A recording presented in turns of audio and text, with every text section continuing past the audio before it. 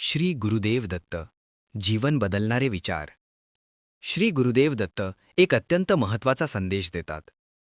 जर तुम्हाला आयुष्यात खऱ्या अर्थाने आनंदी राहायचे असेल तर तुमचे निर्णय लोक काय म्हणतील यावर नाही, तर तुमच्या परिस्थितीला समजून घ्यायला शिका. कारण लक्षात ठेवा, दुनिया फक्त तुमचा निकाल बघते आणि ईश्वर तुमचे प्रयत्न बघतो. मित्रांनो, दत्तगुरूंचे हे विचार केवळ ऐकण्यासाठी नाहीत, ते जगण्यासाठी आहेत. हे शब्द जर मनापासून समजून घेतले तर तुमच्या आयुष्याकडे पाहण्याचा दृष्टिकोनच बदलून जाईल. हे विचार तुमच्यापर्यंत पोहोचवण्यासाठी मी मनापासून खूप मेहनत घेतली आहे. जर या शब्दांनी तुमच्या मनाला थोडीशीही शांती दिली असेल तर तुमचा एक साधा लाईक या सेवेसाठी माझ्यासाठी खूप मोलाचा ठरेल. आणि कमेंटमध्ये दिगंबरा दिगंबरा श्रीपाद वल्लभ दिगंबरा हे लिहायला अजिबात विसरू नका, कारण नामस्मरण हेच सर्वात मोठे साधन आहे. मित्रांनो, श्री गुरुदेव दत्त हे केवळ एक देवस्वरूप नाहीत, तर ते अवधूत आहेत. अवधूत म्हणजे जो सर्व बंधनांच्या पलीकडे गेला आहे, जो मोह, माया, भीती आणि अहंकाराच्या वर उभा आहे. आजच्या काळात आपण सगळेच एका गोष्टीने त्रस्त आहोत, चिंता आणि भविष्याची भीती. पण गुरुचरित्राचा सार समजून घेतला की एक मोठे सत्य लक्षात येते. आपण ज्या गोष्टींसाठी दिवसरात्र तडफडतो ते आपल्या कर्मांच्या हिशोबाने आधीच ठरलेले असतात. म्हणूनच गुरुदेवांचा पहिला उपदेश असा आहे: कर्म करा आणि ईश्वरी नियोजनावर विश्वास ठेवा. आपण अनेकदा देवाला प्रश्न विचारतो, देवा, माझ्याच वाट्याला एवढे दुःख का? पण गुरुदेव सांगतात, दुःख ही शिक्षा नाही, ती एक प्रक्रिया आहे.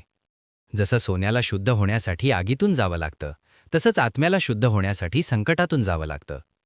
ज्याच्या आयुष्यात संघर्ष जास्त असतो, समजून घ्या, नियतीने त्याच्यासाठी यशाचे शिखरही तेवढेच उंच ठरवलेले असते. कधी विचार केलाय का, समुद्र इतका विशाल आणि शक्तिशाली का असतो? कारण तो हजारो नद्यांचा वेग स्वतःमध्ये सामावून घेतो, तरीही शांत राहतो. माणसानेही तसंच असावं. बाहेर कितीही गोंधळ असो, लोक कितीही टीका करत असोत, मनातून शांत राहणे हीच खरी ताकद आहे. आपल्या दुःखाचं मूळ कारण एकच आहे: आपण परिस्थिती बदलायचा हट्ट धरतो, पण स्वतःला बदलायला तयार नसतो.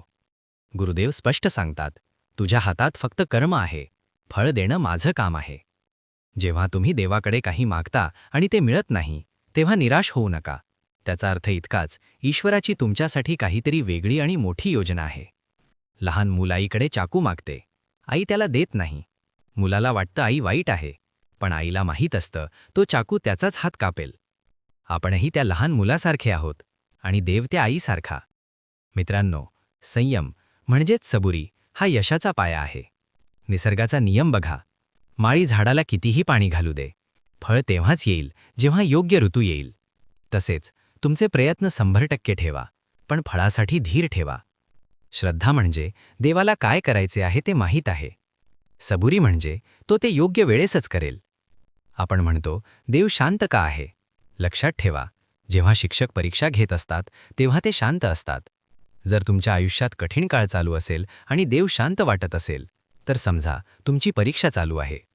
तो पाहतोय, तू कोलमडतोयस की विश्वास ठेवून उभा राहतोयस.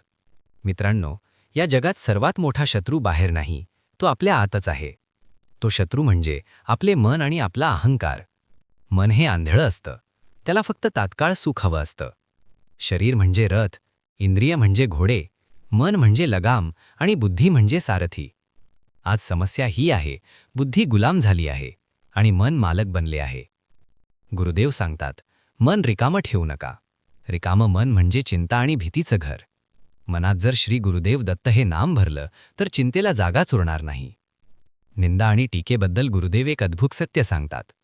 तुमची निंदा करणाऱ्याचा कधीही द्वेष करू नका, कारण आध्यात्मिक गणित असं सांगतं, तो तुमची पापं स्वतःवर घेतो आणि त्याचं पुण्य तुम्हाला देतो. म्हणूनच संत म्हणतात, निंदकाचे घर असावे शेजारी. एकटेपणाबद्दल गुरुदेव सांगतात, एकटेपणा हा शाप नाही, तो एक वरदान आहे.